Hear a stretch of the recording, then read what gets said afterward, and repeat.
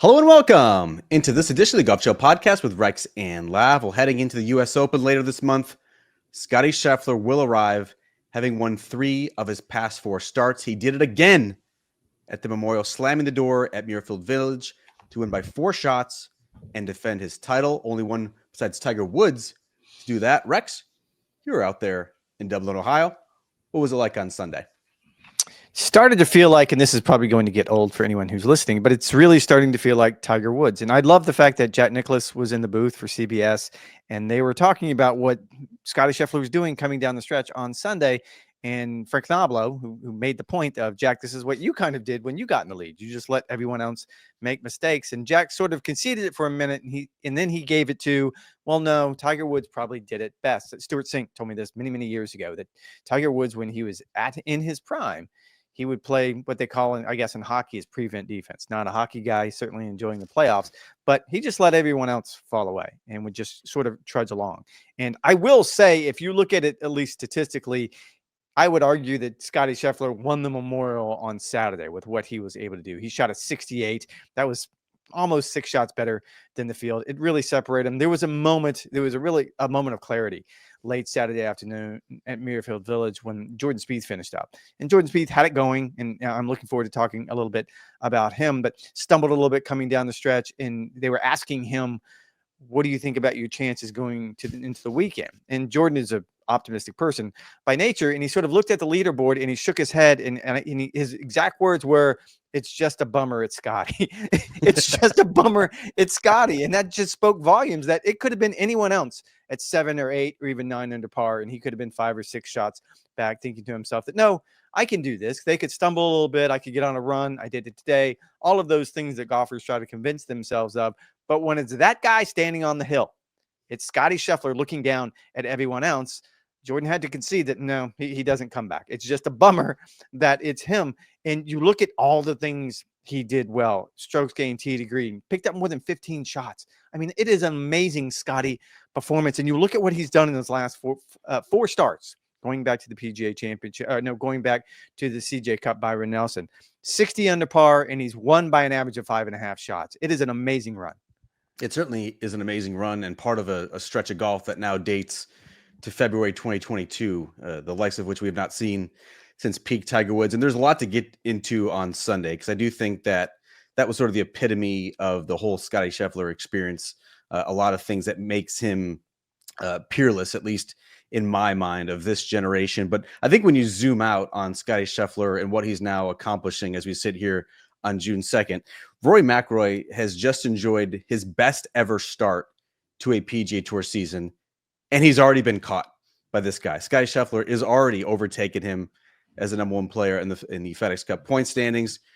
Rory has now been matched with Scottie's 3 victories so far this season. Scottie is going to be a huge favorite when we get to Oakmont next week for the U.S. Open. Scottie is the 4th quickest all time.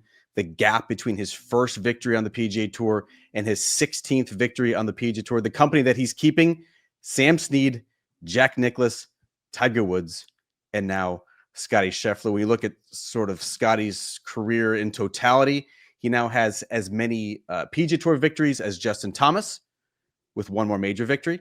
He has as many major victories as Jordan Spieth, and 3 more PGA Tour titles. Those players, Justin Thomas, Jordan Spieth, widely considered to be among the best players of their generation. And since February 2022, Scottie Scheffler has already eclipsed them. A buddy on Sunday afternoon asked me, where does Scottie fit now among the best all time? And I was like, if his career ended tomorrow, he wouldn't be one of them. But if he continues this pace for the next half decade, yeah, like we're talking about a guy who's going up on the Mount Rushmore of professional golfers. And he's in the Hall of Fame. So you start the conversation there. So he's in the Hall of Fame. He's a first ballot, whatever that means in golf. And certainly after what happened at the Masters with Rory McIlroy, we start talking about the Mount Rushmore. 6 players have won the career Grand Slam. I think that would be the next step. And not to jump ahead and not to appreciate what Scottie did at Muirfield Village, but Justin Thomas said earlier in the week at Muirfield Village that he was, I believe it was on Tuesday, he went up to Oakmont to do a scouting trip. It's been a minute since they've been up there, wanted to see it for the U.S. Open, and he actually compared it very, very favorably to Muirfield Village. So it only lends to make you fast forward a little bit and think to yourself that we put so much stock and so much energy and so much publicity into what Rory was able to do at the Masters, and Scottie could do it this year. I'm not saying he's going to. I know that sounds ridiculous, and there's so many things that can go awry very, very quickly, not so much at the US Open, but certainly at the Open Championship at Royal Portrush.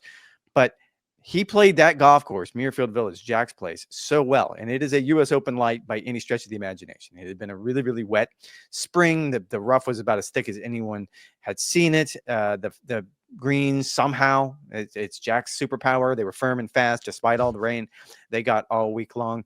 And he still made it look easy. And I think that's the one thing that you go to a US Open venue and there was no stress. The second that he sort of showed up, and it is interesting to me, I'll go back to what I said last week on Monday's podcast, that you could sit and break down why Scottie Scheffler probably wasn't at his 100% best at Colonial, because he didn't have the tune-up. He didn't have his preparation. He didn't have his routine. He's a creature of habit. We all know it by now. We know that he has to do very specific things in a very specific order to perform his absolute best. This week, he was. I asked him about it on Thursday. After his round, he said, yeah, I got my work in this week. I did exactly what I want to do. There's a comfort level that he has right now that makes it scary for everyone else on the PGA Tour. I want to harken back to something that you said off the top of the program where you said it felt Tiger-like. And one of our editors here at Golf Channel, Fred, had a great point where, is Scottie Scheffler more Jack Nicklaus or more Tiger Woods? You know, I think a lot of the comparisons, at least statistically, are harkening back to Tiger Woods, because either statistic with his ball striking, statistically with his run of dominance, statistically with sort of the blowout victories that he's had, whether it's at the Nelson, whether it's at the PGA, or not Muirfield Village. Like, that does feel Tiger-esque. But I think you could make the case, couldn't you, Rex, that he sort of borrows the best qualities from both of those two players? I think that's right. I mean, I think it's fair. I didn't watch Jack Nicklaus in his prime, either did you. So it's kind of hard. I made the joke last week that the only reason we compare him to Tiger Woods is that's the only comp it feels like right now, with the sort of the stratosphere where Scottie is occupying.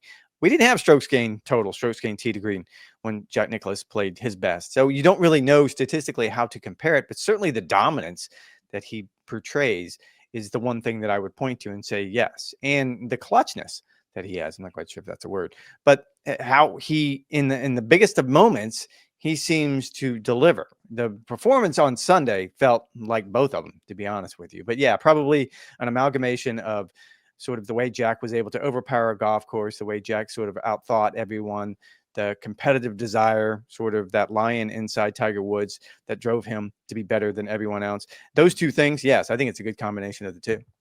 Yeah, I think it's interesting. Like, I think the Tiger comparison is apt, because Scottie is, even though he sort of has this nice guy persona, like, he is as ruthless of a competitor as you can possibly get on the PGA Tour. He's one of the best iron players ever.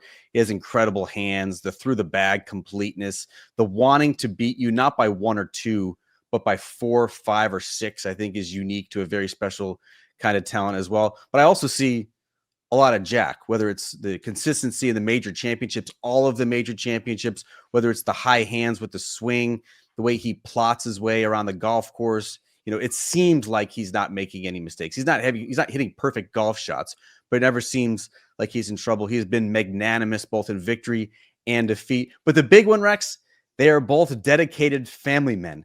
And I had a moment thinking of Jack Nicklaus and Barbara Nicklaus on the 18th green. Meredith Scheffler, for the second year in a row, comes out with their young son, Bennett. And yes, it was a beautiful moment that these guys experienced on the 18th green until Meredith, sort of shying away from the camera, delivered a little bit of news to Scottie and what he was going to be accepting with Bennett Scheffler in his arms. He had so much fun watching me. He has poop all over his back, so he's sorry. Oh yes, folks, that if you're squeamish, please turn away from your televisions. Look away. Yes, that is indeed a blowout from 1-year-old Bennett Scheffler. I've spent like the last hour trying to go through my iPhone to find similar photos of my son, who is now 6. There was one instance in the bouncer where we literally had to tote him away in a Publix bag. It was such a vicious one. I have another picture that you deem not suitable for a family program, where there's just barf stains all over them when I was holding him as well.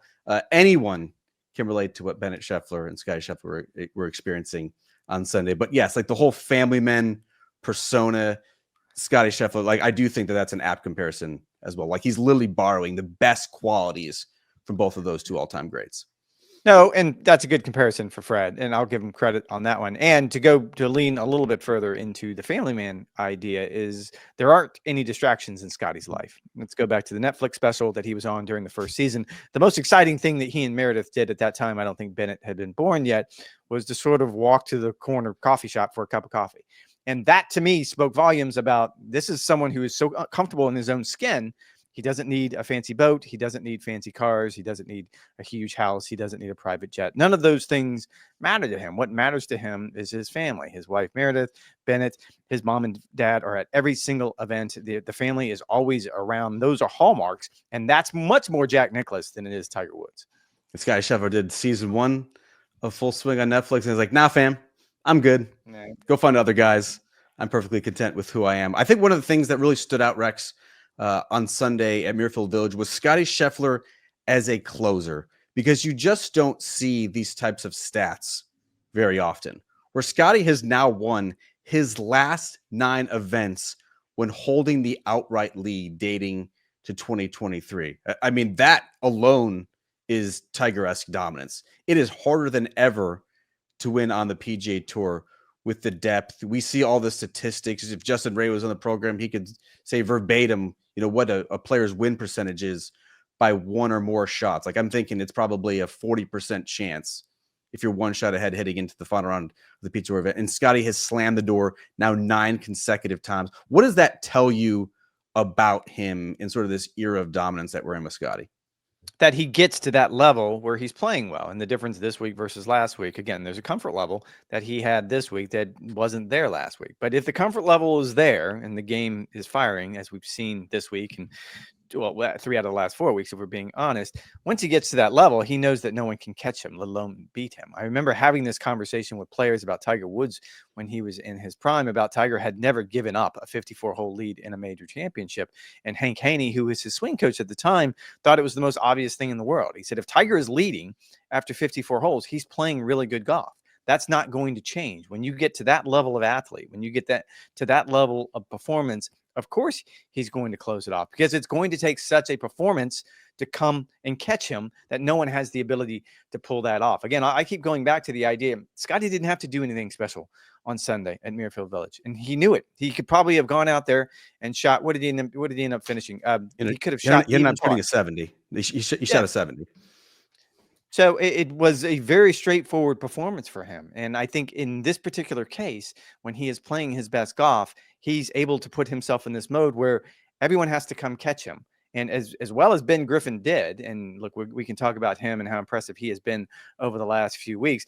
Ben Griffin put himself in positions trying to catch him that he ended up making big numbers on holes. And that's sort of how it's going to play out.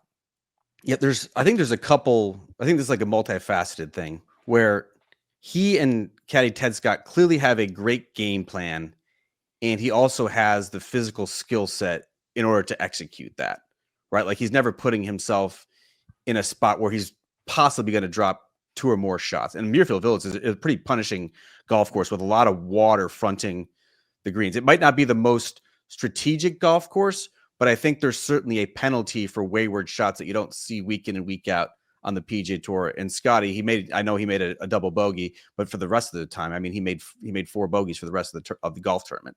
When you look at that, some of the other contenders, like they were making mistakes left and right. So I think there's certainly something to his game plan and his execution level. I think there's certainly a comfort level when it comes with Scottie Scheffler now holding the 54-hole lead, sleeping on it, understanding his routine. Like we're a long way from that Masters, a long ago Masters, where he said that he was in the fetal position, not sure if he was ready. Not ready in the sense of winning a golf tournament. By that point, he had already done it. He was figuring out if he was ready for all of his life to change. So he has come a long ways, right? So over these last 3 years, basically faced every scenario possible. And I think there's a certain comfort level sleeping on a lead on the PGA Tour as well. But I think the big one, to the point that you made, is this guy is number 1 on the PGA Tour in bogey avoidance. And so it puts so much pressure on their opponents, and it just forces them into mistakes. And so Scottie Scheffler, he's not intimidating in the traditional sense, right? Like a stare down. He's not going to hit it 350 like a Bryson. He's not going to go on sort of these epic birdie binges where he's whipping the crowd into a frenzy.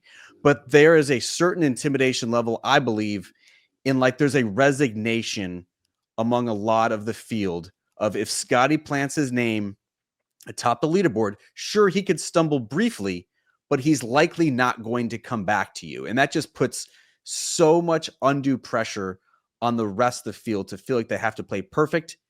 And I think that's why you see some stumbles. I think that's why you're seeing Scottie play solid golf, shooting 70 in the final round, but increasing the margin of victory from 1 shot to 4 shots. And over the course of a season, over the course of a career, the numbers are just going to be incredibly gaudy. And on this front, Scottie is what his record says he is. He hasn't done it. We haven't seen a situation where he's gone into the final round with a commanding lead and spit it up. So until he actually does that, I will go back. Tour championship back in 2022. Yes, he stumbled a little bit there. I don't know in the final round if he completely enjoys that golf course.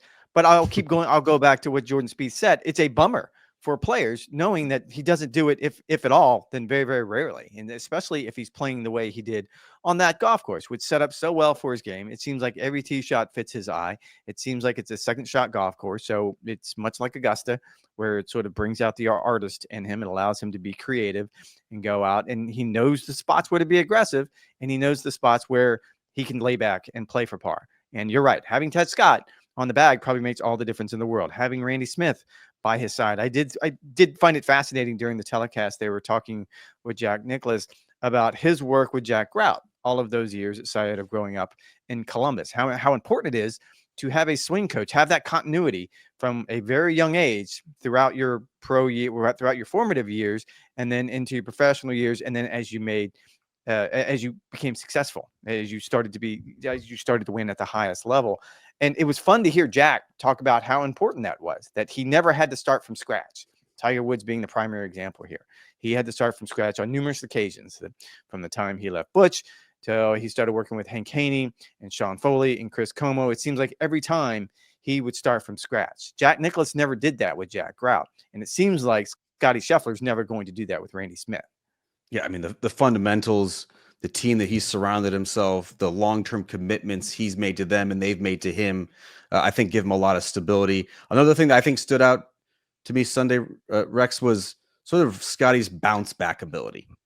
Like when you look at what he did over the course of 72 holes, he made 4 bogeys and he made a double bogey over 72 holes at Muirfield Village. He came back with a birdie on 3 of those 4 holes immediately following a bogey hole, and he erased the double bogey with consecutive birdies. And you may line up and say, yeah, look, it's a par 5, or yeah, it was the short par 4. And of course, his wedge play is going to put him in great position. You still have to do it.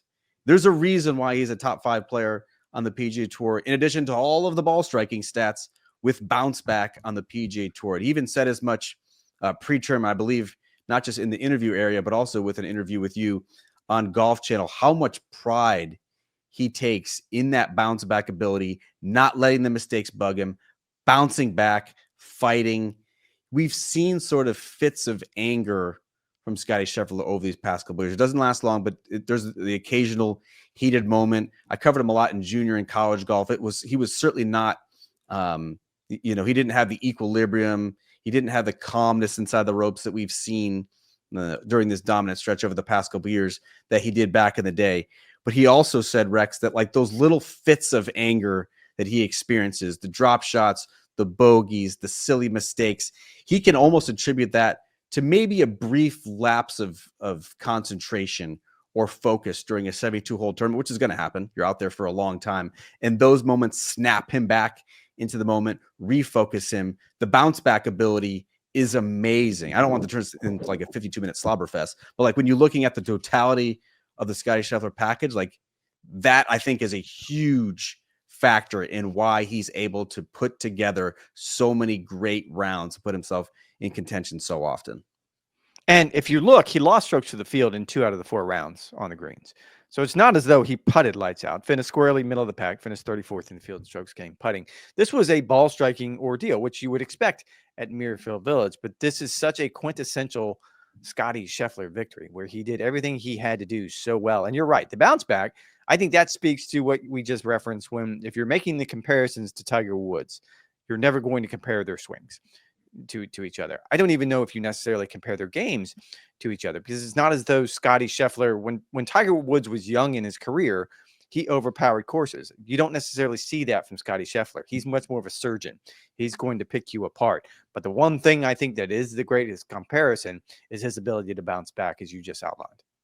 Scottie Scheffler, proper player, the player who was closest to him, his biggest challenger on Sunday, Rex, was Ben Griffin. He was a shot back of Scottie for much of the final round, got it within 2 late, even after double bogey, ended up finishing 4 shots behind, solo second, a lot of points in a signature event on the PGA Tour, continuing a great run of form that we've seen basically since the Zurich Classic in New Orleans, when he teamed with Andrew Novak to get his first victory on the PGA Tour, and then won again a week and a half ago at Colonial. You putting him on your U.S. Ryder Cup team as we sit here on June 2nd. I think we had this conversation last week, thanks to other Andrew. Thank you, other Andrew, for bringing that up a week early. I will. He's 13th right now in the U.S. points list, and that's not counting what he did. So he's going to move up even higher. I think he's the type of player that Keegan Bradley would probably gravitate to, because Keegan Bradley kind of came from the same mold. Keegan Bradley was not the all-stud everything coming out of St. John's in college. He was a very, very good player in college, but he wasn't Scottie Scheffler. He wasn't some of the other players we see that come out onto the PGA Tour and have immediate success. Ben Griffin sold mortgages. Like, he didn't even think, coming out of UNC Chapel Hill, that he was good enough for the PGA Tour. So I think there's going to be a connection between he and Keegan Bradley already on that front. And if he continues this pace, and there's no reason to think that he's not, then it's going to be a very, if it's not an automatic lock for a bid, if he's not going to earn a spot onto the team, I think he's going to be an easy pick. He's 15th in the world ranking right now. And keep in mind, he didn't get any points for the Zurich Classic win.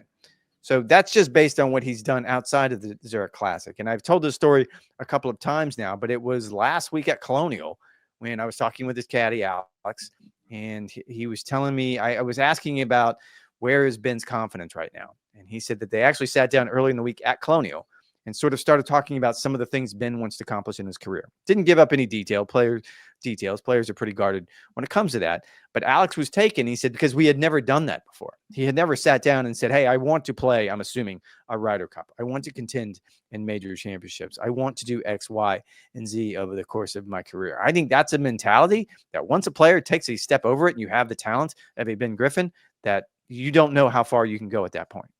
Yeah, I mean, I certainly think there's a grittiness to him. To your point, his confidence has never been higher than it is right now. I think he'll take a lot from looking Scottie Scheffler in the eye on Sunday and giving it all he had. Did not seem like he was overmatched whatsoever. I would have more confidence, at least as we sit right now, in Ben Griffin than some of the other contenders who are on the outside looking in, sort of that 7 through 15 slot in the U.S. Ryder Cup standings. He's one of the best chippers, pitchers, and putters on the PGA Tour. And as he outlined in incredible detail with reporters at Muirfield Village, the amount of speed and distance and pop in his bat that he has gained, in particular over the past year, I think is going to be a great fit for Bethpage Black and the U.S. Ryder Cup venue this year. I mean, it's not unrealistic to think that you could team him with Andrew Novak. Just let those two guys go, and I think that'd be a pretty formidable duo, as they were at the Zurich Classic. It's just so early to make this declaration. If you're Luke Donald, like, you'd have to be licking your chops thinking the Americans are going to be penciling a player who's in a very torrid stretch, the best stretch of his entire career, 3 months out. Let's see who's playing well at the Open Championship, the FedEx Cup playoffs, before we make these sorts of declarations. I did want to bring up Ben Griffin, though, Rex, because he was one of the players who early week coverage on Golf Channel, you did a walk and talk with him, right? This was on Friday afternoon. He's leading the golf tournament. It's wet. It's soggy. You've got your slicks on. What happened? Actually, let's just listen. Let's just listen to what happened, because you got absolutely savaged afterward. Yesterday, I asked you what your energy levels were like, and your wife had one answer. She said she was exhausted. You said you were fine. How are you? I'm great. I'm ready to keep going. But now it's been a nice long stretch. I'm excited to take an off week after this and prepare for some of the majors this summer. Appreciate your time. Play well. Yeah, appreciate it. I can't stand that. The interview on the golf course. Well, Can't stand Hey, that. you've always been candid.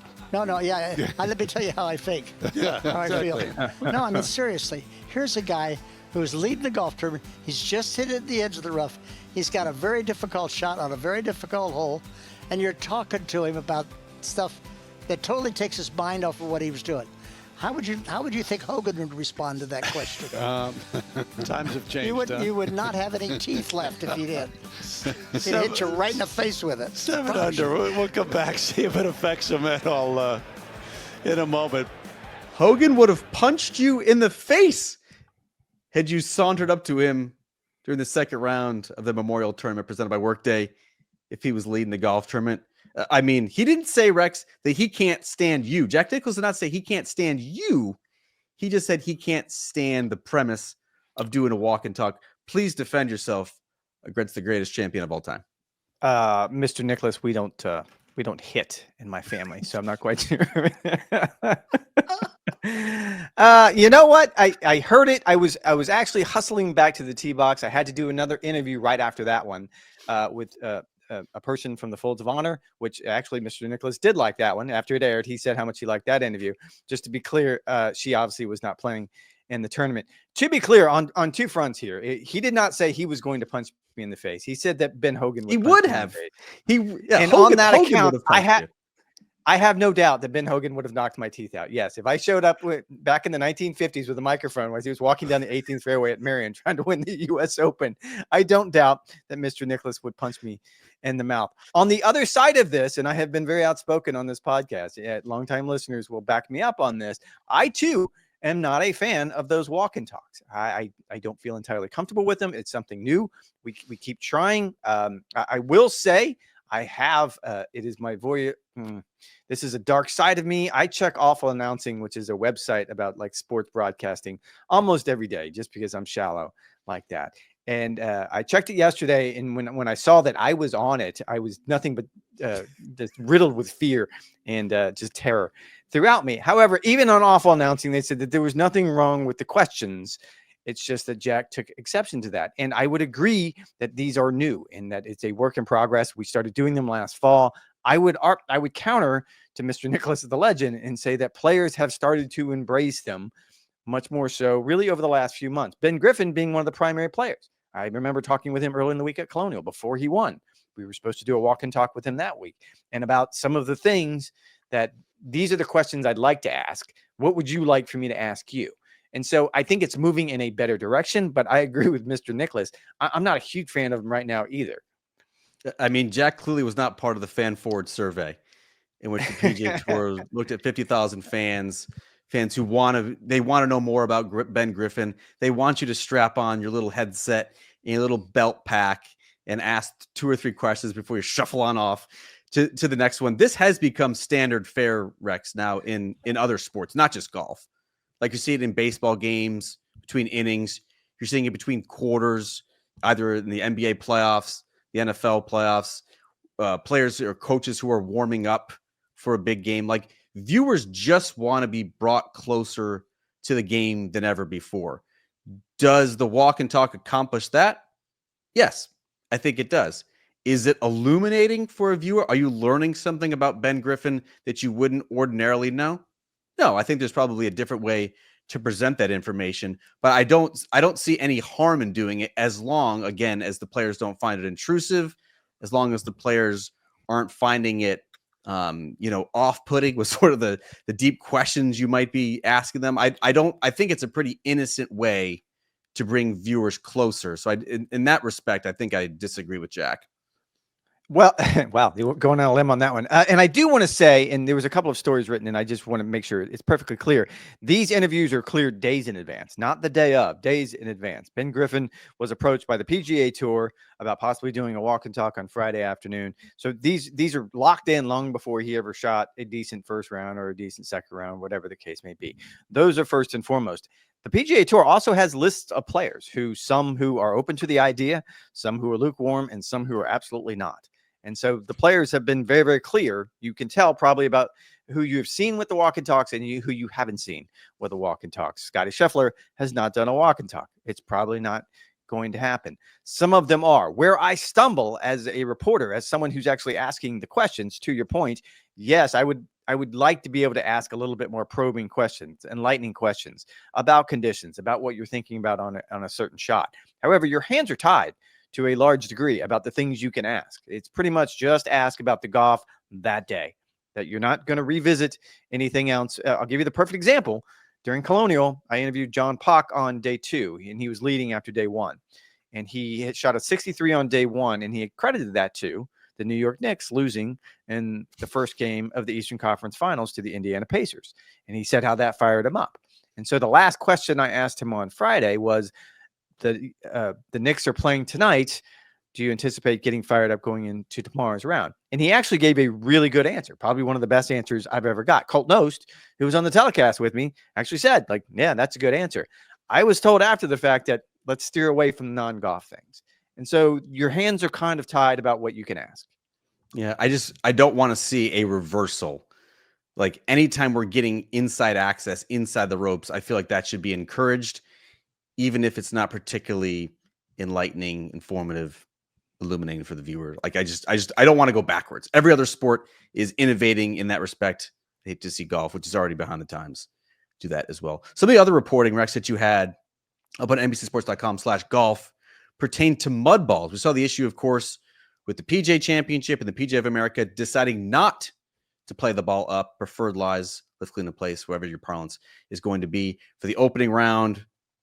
Balls were caked in mud everywhere. A lot of players, namely Scottie Scheffler, Xander Schauffele, pretty clear that they thought the PGA of America erred that way. Another soggy start to the week at Muirfield Village, as it typically is for the Memorial Tournament. What were players telling you as it pertains to the lift clean in place policy in the PGA Tour? I'm tired of writing about mud balls, just to be clear. So, Fred, I won't be writing any more columns on mud balls. I promise you that. I'm sure he just rolled his eyes the second I filed that one on Saturday afternoon. However, players were talking about it. And it's just not players. There are certain players who are going to complain about anything because there's oxygen in the room and it has to be used. In this particular case, it was players who I have a lot of respect for. You have a lot of respect for. Maverick McNeely, for example, who is on the pack. He's going to be on the policy board going forward. He wasn't necessarily complaining. His question was, I don't know when we would play lift clean in place, preferred lies. Again, whatever your parlance is, if we're not going to play it on Friday and Saturday last week. It was a torrential downpour. You just saw the walk and talk that was on Friday. It pretty much rained all day long. And then normally it's the day after one of those dousing rains that the mud balls are at their worst. Keegan Bradley had the exact same thing to say. Brant Snedeker had the exact same thing to say. This is different though, because as you pointed out, the PGA of America, which is run by venerated Kerry Haig as the setup man, there's a lot of respect there, but he is not going to play lift clean in place. That's just not in his wheelhouse. Players might have been mad about it, but no one was surprised that they didn't. In this particular case, they were surprised because the PGA Tour tends to lean more towards players. So I talked to officials about it, and you'll love this. You really love this. There is a standard, there is a philosophy, and the philosophy is, quote unquote, air quotes, extreme mud balls. And so, of course, your question would be, what is an extreme mud ball? Correct? Correct. So the idea is that's not mud on one or two balls over the course of a round. That's mud on pretty much every single hole, which in my counter to this official I was talking to, it seemed like that was the case, no? That was the case. And then we got into the weeds a little bit on exactly what mud and just a dirty golf ball are. So that's a discussion that I didn't particularly want to get into because that sounds about as boring as you can possibly make it. However, it goes back to what Scottie Scheffler said so eloquently at the PGA Championship, that he has perfected his entire life, this craft. He does this one thing better than anyone else, and you're taking that out of his hands by not allowing him to live clean in place. The official actually agreed with me and said, this is our standard right now. It has always been our standard. And he pointed to the fact that right now the players have more power, player empowerment, than they've ever had. It's a very strong pack and a very strong policy board. And if they want change, they go change it. However, this official did warn that that could lead to a situation where you play lift clean in place every week, and you probably don't want that either. So it's a very nuanced conversation. Yeah, like I don't know how you would necessarily rewrite the language other than extreme mud balls to how that could potentially be used. That was funny to me. I don't know why that was funny to me. It is interesting that the PGA Tour tends to err on the side of the players here. Like I always roll my eyes if there's a little bit of rain on Tuesday or Wednesday, and it's going to be soft, particularly in the summer months when afternoon thunderstorms pop up. Like they're probably going to play lift, clean, in place. Scoring is going to be outrageous. There's going to be 59 watches. Like I totally get it. If the U.S. Open, it's golf's toughest test, they're going to play the ball down. PGA Championship, I was surprised. That's supposed to be golf's fairest test with Kerry Haig, a master of the setup. I would have thought, in the interest of fairness, that they would play the ball up at least in the opening round when it was clear that they were pushing it just to get it in with how much rain that they had fall at Quail Hollow. I'm not sure what the reason was. I don't think Jack Nicklaus would have had any sort of say in let's play the ball down over the Memorial Tournament. He did not. And I talked about this with the official. He has no say whatsoever. And just to give context, go back to Dallas, where Scottie Scheffler won the Byron Nelson. They played lift, clean, and place 3 out of 4 days. Go back to the Houston Open, which was in April. They played lift, clean, and place 3 out of 4 days. So they do it. They just didn't feel like it reached that standard at Muirfield Village. Yeah, it's a tricky thing. Like golf's not a game of perfect. If you're going to play more lift, clean, and place, what about the divot rule and moving the ball out there? What constitutes a divot? Like I think it gets into a little bit of gray area as well. As it relates to this week's RBC Canadian Open, let's hope for warm, sunny skies, firm and fast conditions, no mud balls whatsoever. That way you don't have to write it again on NBCSports.com/golf. Coverage of the RBC Canadian Open begins Thursday on Golf Channel. Roy McIlroy, 2-time winner, is in the field. Okay, Rexy, it's time now for some punch shots. Maja Stark is the winner of the U.S. Women's Open. Were you more impressed with Maja Stark, or were you more impressed with tournament host site Erin Hills, which was back in the spotlight for the first time since the 2017 U.S. Open? I was very impressed with Stark to win for the first time, to win her first major championship, to win for the first time on the LPGA. And there was a lot of pressure to have Nelly Korda right there. I mean, that would be akin, if we were having this conversation, of having Scottie Scheffler coming up right behind you. So there was a lot going on that Sunday. I enjoy Erin Hills.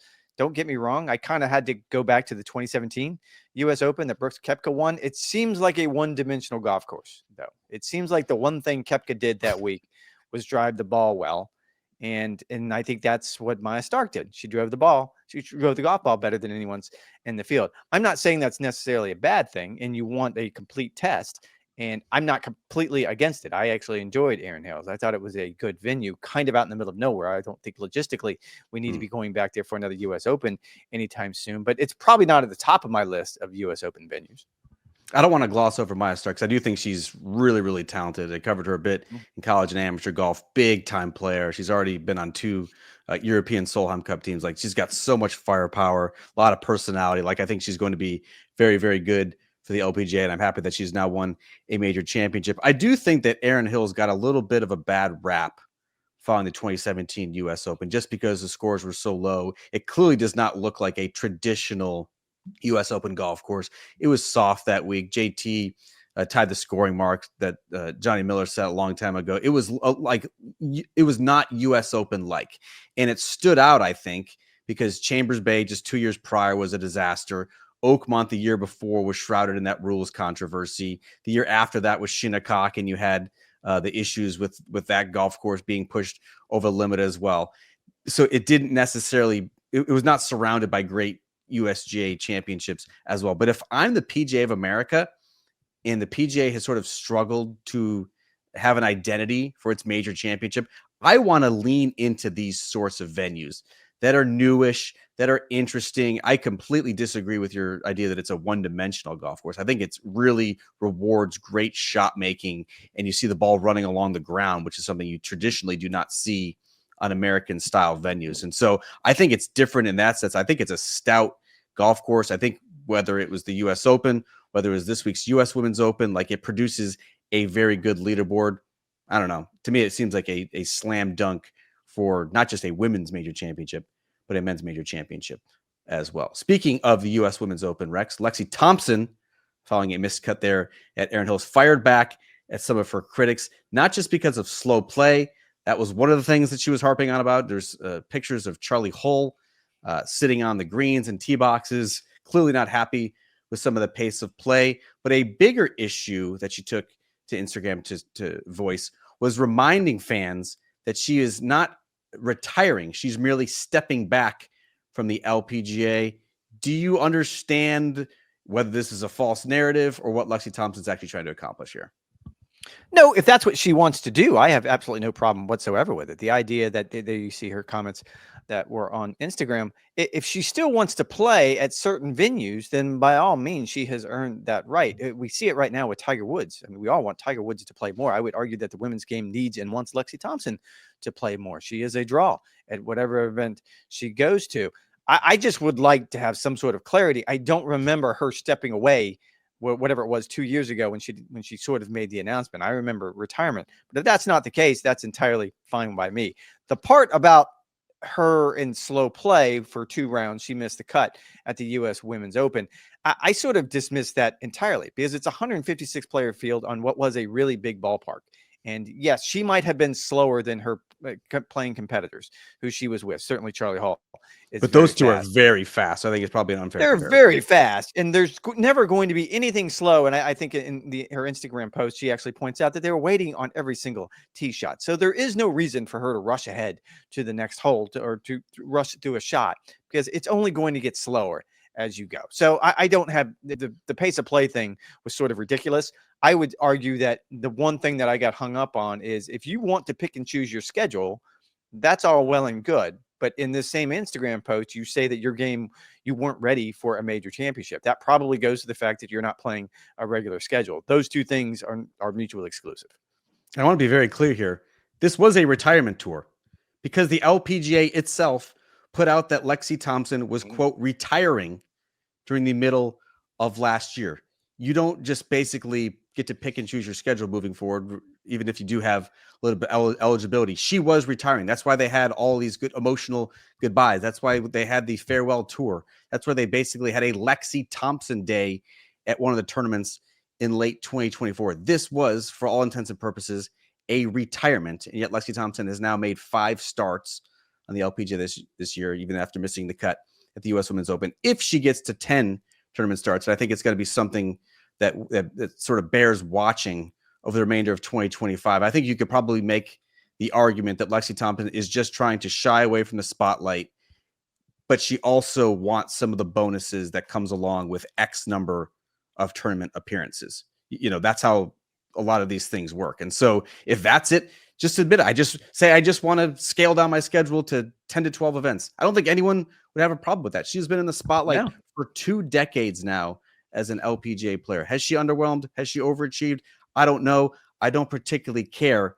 But right now, sort of playing the woe is me victim card does not make a whole lot of sense as it relates to Lexi Thompson. Speaking of teenage prodigies, how about Charlie Woods? And some kudos to Tiger's son, who won his first big-time title, taking the AJGA Invitational over a world-class field that included 60 of the top 100 juniors in the world.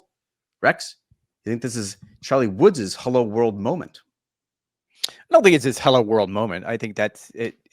You could make an argument now that he could have a hello world moment because up until this point, his junior career had been pretty underwhelming, to be quite frank. And that is against a really good field on a really good golf course at a Streamsong Resort. And it's a great step in the right direction. And we have seen him sort of develop as a golfer over the last few years, certainly at the PNC Championship when he plays with his dad. You've seen him go from a very, very tiny, small kid that couldn't hit it very, very far to now he's suddenly right there longer than Tiger Woods, which is pretty cool.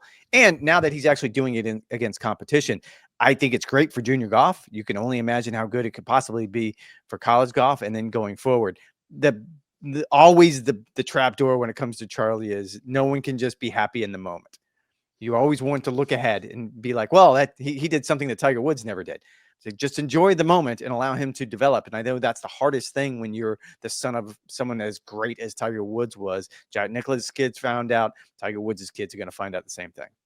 Yeah, I loved an interview clip that I saw with Charlie Woods where he said, I had not proven myself against this caliber of field. So to know that I can do it deep down is huge for his confidence. I mean, the kid clearly has a lot of game. I think anyone who watched the PNC Championship, it was jumping off the screen at this particular AJGA Invitational. He made 26 birdies and an eagle.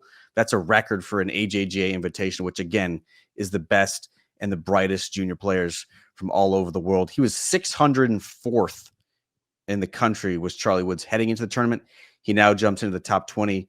Great timing as well, because he's now 2 weeks away from college coaches beginning their recruitment in full, being able to contact him. I don't think he was going to have any shortage of suitors anyway. You think he was under the radar before winning at Stream Song? Is that what you're saying? No, but now I think he's got the resume to really back up all that interest. You know, I know he has access to a lot of things that other junior players don't, but he also plays under a spotlight that none of his competitors do as well. Like if Charlie Woods somehow becomes a standout junior player, a standout college and amateur player, I think that'd be an incredible achievement.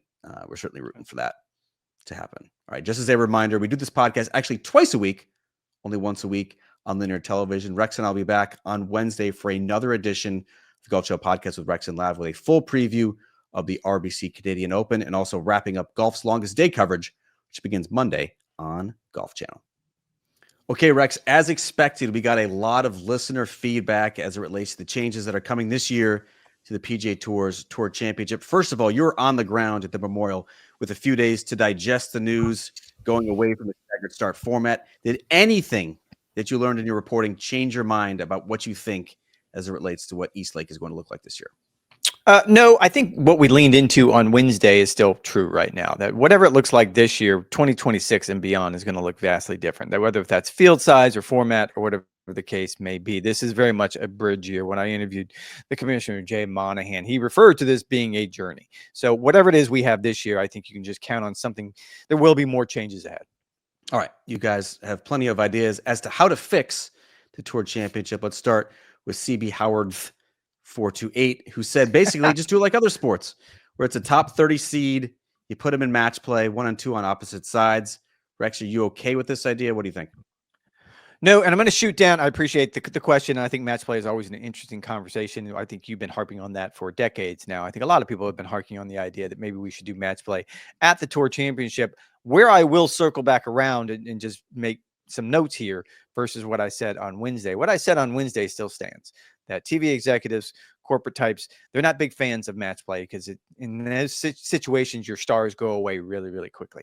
And so they don't like the idea of Scottie losing on day one and not being there on Sunday. I still believe that stands. However, now that I've spoken with some people who were in the room, some players, this was very much player driven, as most of this is. The players don't like match play. The argument from their point of view is we use this one format all year long to decide who the best player is. 72 holes of stroke play without the starting strokes nonsense. And this is what they wanted to revert back to. So whatever changes are in 2026 and beyond, I don't think it's going to be that part of the format. I think what you'll end up still is 72 holes of stroke play without starting strokes. There will be no match play.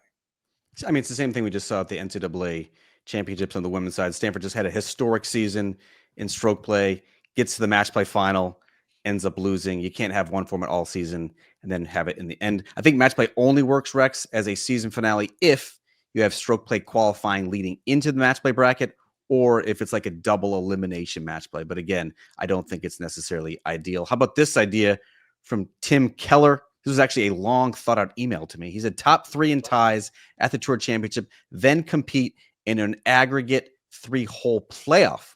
What do you think about that one? I'm not against that one. And I think actually that email was interesting. It was very well thought out and we appreciate it, Tim. Thank you very much. I will say that when I was talking with the commissioner this week, reporters being reporters, he was getting peppered with a lot of these very similar ideas. And he stopped Alex Maselli, our colleague, and said, whatever it is you can think of off the top of your head for the Tour Championship, I can guarantee you they've already bounced it around. So they've gone through the ideas of this, where an aggregate playoff. They've gone through match play. They've gone through the idea, as you pointed out, maybe you have 2 rounds of stroke played and cut the field to 8, and then you play match play the rest of the way. They have gone over this time and time again, and they keep coming back to what I just said. This is the way they identified champions on the PGA Tour, and they felt comfortable going forward with 72 holes of stroke play. Yeah, I think the shootout format has some potential. However, let's say Scottie Scheffler wins after 72 holes by 5 shots. Then all of a sudden he has to go in this aggregate playoff with the other players who he just drummed over 4 days at Eastlake, and then he loses the 3-hole aggregate playoff. That doesn't make a whole lot of sense as well. With a lot of golf being played, potentially not rewarding the best player. And this from our longtime listener, Joseph Boza. Dream courses, Rex. Where would you like to see the Tour Championship played? Somewhere in the Northeast. When I saw that question, I got excited because of the time of year it is. Not that I have anything against East Lake. I think it's a fantastic venue if you're there the right time of the year. It's just always hot and steamy, and the golf course is soft. We would play the Deutsche Bank Championship at TPC Boston back in the day in a very similar time frame. And there were times when we Loved were it. up there that, yeah, that you would get a little bit of a season change. Not that I'd want to go back to TPC Boston. There's a lot of other places that I'd rather go to, but somewhere during that time of year where you would get the flavor of the fall, and there's plenty of places in the Northeast you could play. I mean, Pebble Beach would be amazing. I don't think anyone would not want to go to Pebble Beach twice during a PGA Tour season. I think Chambers Bay, I think anything on the West Coast is going to be very appealing to try and get that in the primetime slot during the summer. But I'm with you. Chicago, Philly, Boston, New York, plethora of good options. I think that could showcase the PGA Tour's grand finale in an even bigger light. All right, you and I both have golf's longest day. Today, you are in Ohio. I am in Georgia. What are you most looking forward to on golf's longest day?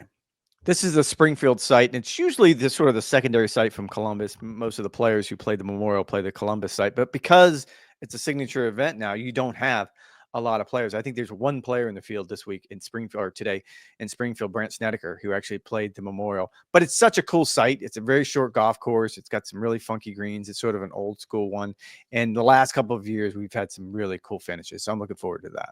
Yeah, I'm at Piedmont Driving Club, which is a great track. Looking forward to getting out there. As usual, I have a collection of junior players, college standouts, PGA Tour players like Aldrich Potgieter, who nearly won this year on the PGA Tour, as well as veterans like Zach Johnson, Jason Duffner, all in the field, all competing most likely for just 3 or 4 spots. It's always a fun day. You guys are going to be locked to Golf Channel all day long. You guys know where to find us as well on NBCSports.com/golf.